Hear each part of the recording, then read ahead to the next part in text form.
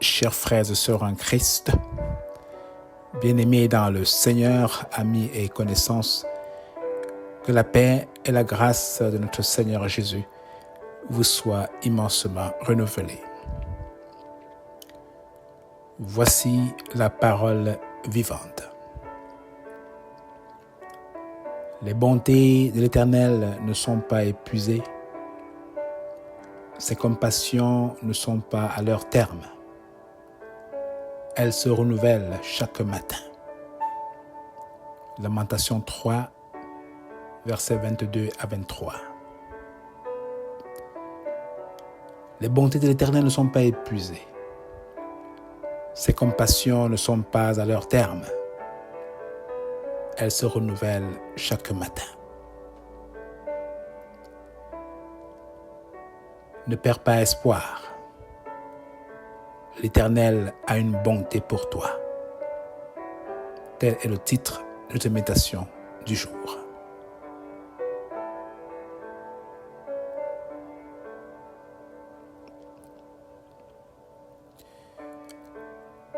Es-tu sur le bord de perdre espoir?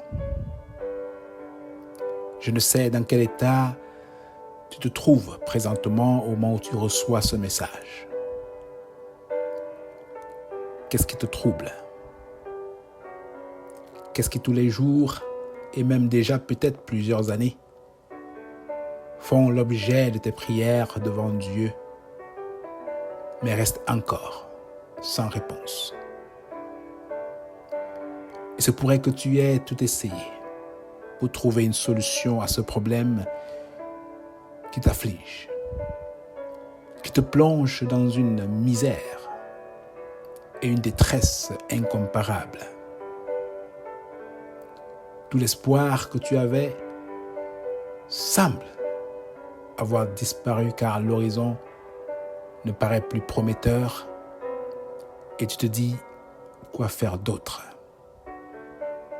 Qui m'enlèvera donc de cette misère? Car même le Dieu en qui j'ai mis ma confiance, toute mon espérance, semble être loin, semble ne plus m'écouter, semble être sourd. Mon frère, ma sœur,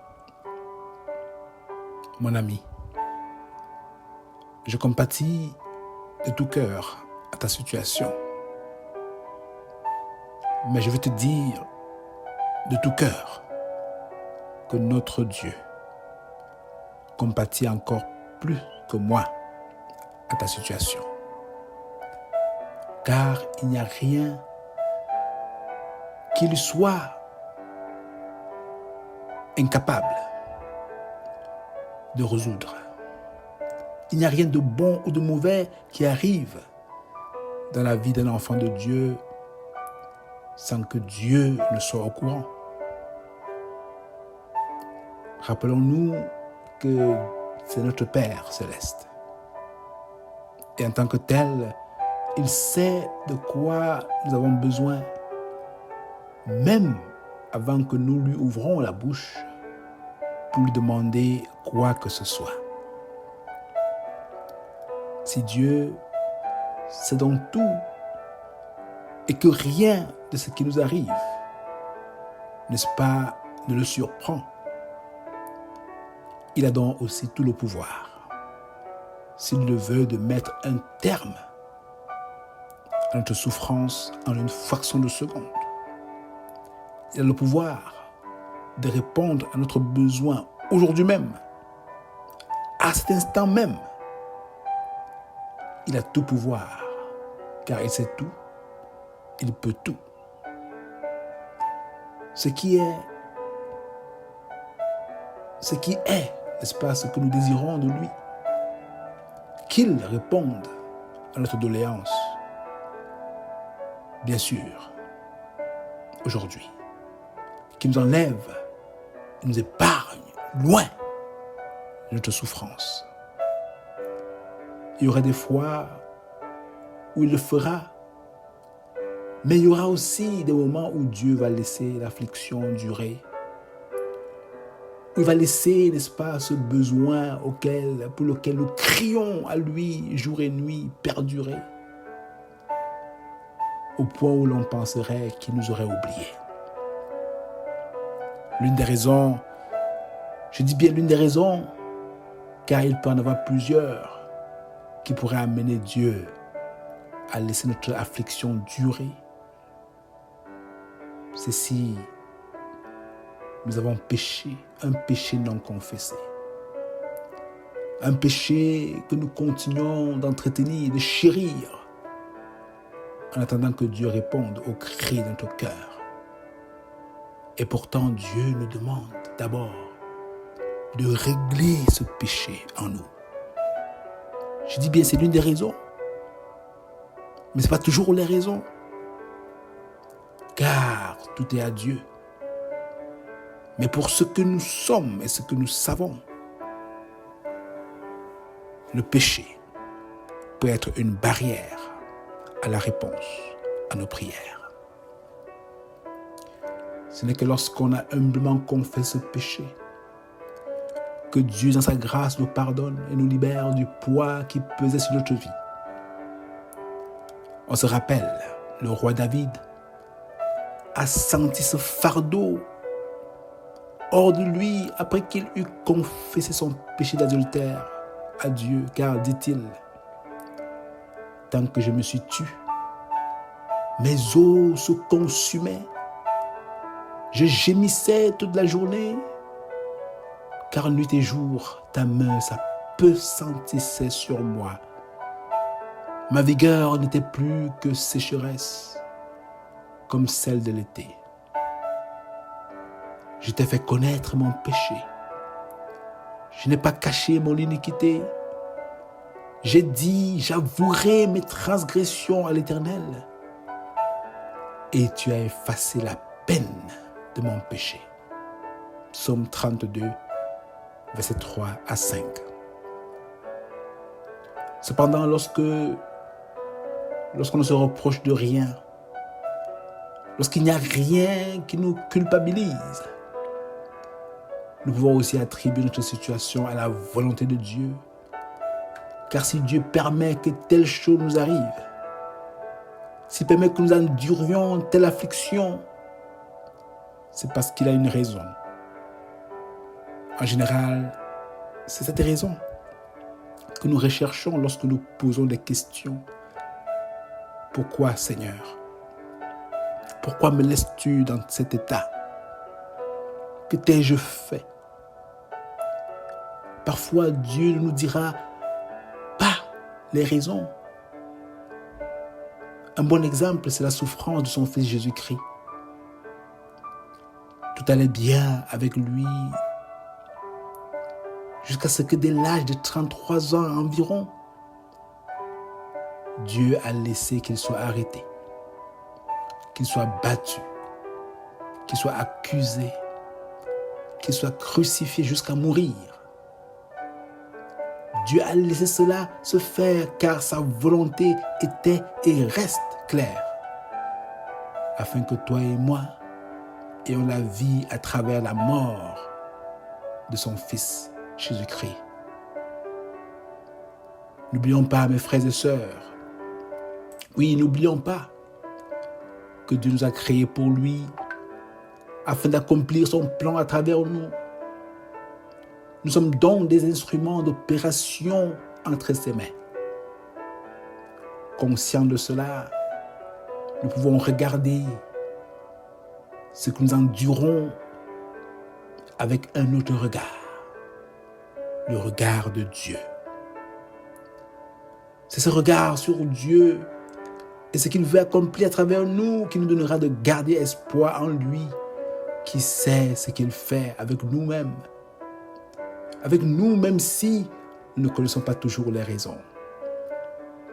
Oui, lorsque nous regardons notre affliction avec le regard de Dieu, notre espérance rejaillit, car il ne nous donnera plus de regarder seulement à notre affliction, à notre peine, à notre besoin criant, mais de découvrir qu'il est un Dieu infiniment bon, qui compatit pleinement à notre situation. Et parce qu'il est bon, il ne nous laissera pas indéfiniment dans notre situation.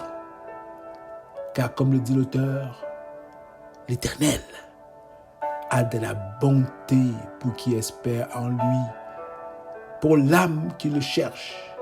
Je le reprends, mon frère, ma soeur, l'Éternel a de la bonté pour qui espère en lui, pour l'âme qui le cherche. Lorsque Dieu commence quelque chose dans une vie, ou laisse une situation nous traverser, il ne nous laisse pas à mi-chemin. Il ne nous abandonne pas, mais achève toujours ce qu'il a commencé, peu importe la durée de notre vie. Son but, ce n'est pas de nous faire souffrir. En tant que bon père, il cherche toujours notre bonheur. Parfois, même si l'obtention de ce bonheur doit d'abord, n'est-ce pas, passer par une transition difficile, par un temps plus long. Rassurons-nous, Dieu n'a pas perdu contrôle de notre vie. Il n'a pas perdu contrôle. Continuons tout simplement. Oui, mon frère, ma soeur, continuons tout simplement et bonnement de garder notre espérance en lui, qui est et demeure fidèle. Et quelle que soit la durée de l'affliction, attendons en silence le secours de l'Éternel. Quelle que soit la durée de l'affliction,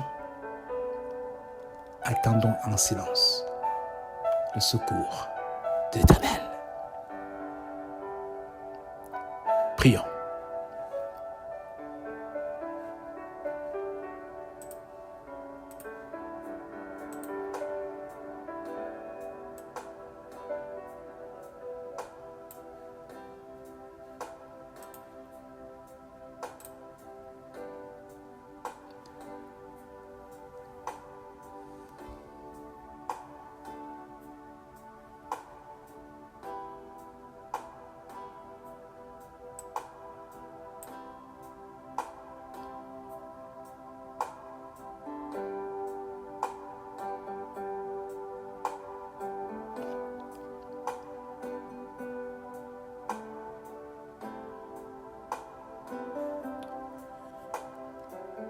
Seigneur, Dieu Père Tout-Puissant,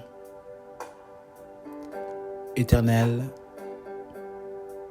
tu n'es pas étranger à la souffrance, la misère, les afflictions qu'endurent tes enfants.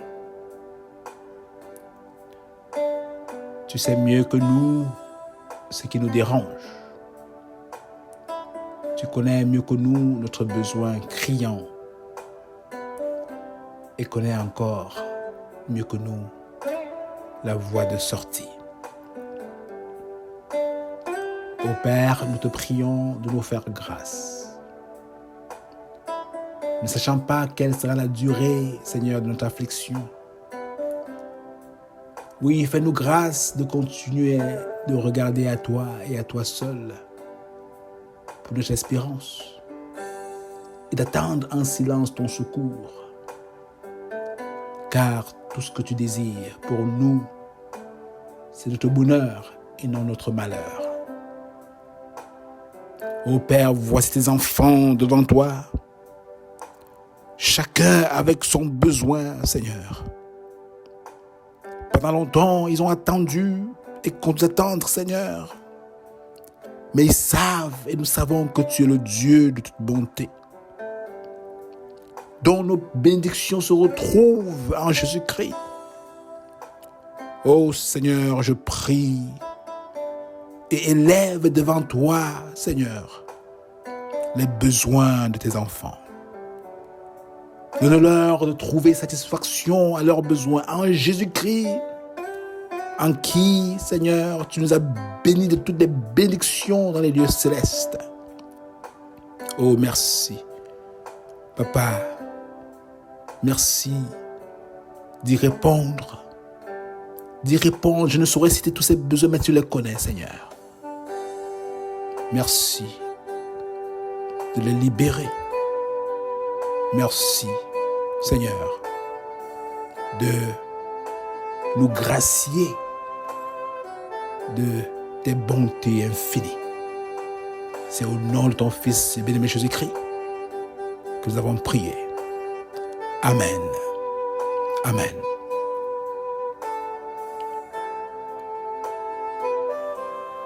Sois béni mon frère, sois béni ma sœur et passe le mot afin que d'autres aussi puissent connaître ce Dieu et s'attendre de lui. Je prie qu'il vous rejoigne aujourd'hui, pourquoi pas, et vous libère. Portez-vous bien. Gardez les yeux fixés sur lui.